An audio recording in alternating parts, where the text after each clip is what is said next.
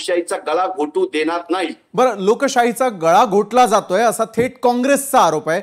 भाजपचे प्रवक्ते अनिकेत निकम यांना मला प्रश्न करायचा आहे। अनिकेतजी, मोठ्या प्रमाणावरती सरकारचा कारभार आणि आता तर निवडणूक आयोग या सगळ्यांवरती थेट आरोप होताना दिसताय।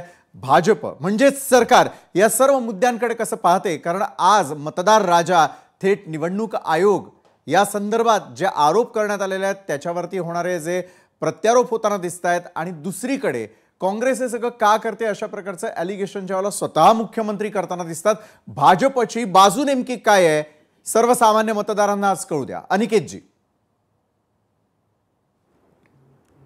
विशालजी, मला असं वाटतं राहुल गांधी यांनी केलेले आरोप हे बेनबुड्याचे तर आहेच आहेत, बरं, परंतु हास्यास्पद देखील आहे। कसे? म्हणजे निवडणूक झाल्यानंतरचा डाव काँग्रेसने व राहुल गांधीने सातत्याने गेले 10 वर्षात या देशात चालवला आहे। राहुल गांधींचं खरं म्हणजे वक्तव्य बघितल्यानंतर व ऐकल्यानंतर मला जळगावच्या माझ्या मित्राची आठवण येते, जो नेहमी असं सांगायचा की मी खूप चांगला बल्लेबाज आहे आणि जेव्हा तो क्रिकेट खेळायला उतरायचा तेव्हा दुसऱ्या तिसऱ्या चेंडूत तो बाद व्हायचा, कधी LPW, कधी कॅच, कधी रनआउट, आणि प्रत्येक वेळेस तो अंपायरलाच दोषी ठरवायचा की अंपायरचं चुकलंय, अंपायरचा निर्णय चुकीचा, अंपायर चुकीचा। सगळेजण सांगायचे नाही, एक मिनिट, अरे पवार तुम्हाला इंटरप्ट केलं नाही। देशाच्या लोकशाहीची चर्चा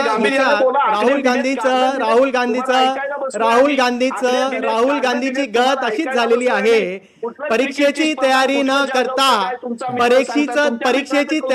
करता परीक्षेत बसायचं आणि नापास झाल्यावरती परीक्षेत नापास झाल्यानंतर प्रश्नपत्रिकेतले प्रश्न चुकीचे, आमचे शिक्षक चुकीचे, अशा स्वरूपाचा रडीचा डाव काँग्रेस सातत्याने करत आहे। बरं, हा रडीचा डाव आहे असं भाजपचं म्हणणं आहे। मी पुन्हा एकदा काँग्रेसकडे येणारच आहे, मात्र तत्पूर्वी उद्धव बाळासाहेब ठाकरेंच्या शिवसेनेच्या उपनेत्या सुषमा अंधारेताई, मला आपल्याला विचारायचं आहे, एका बाजूला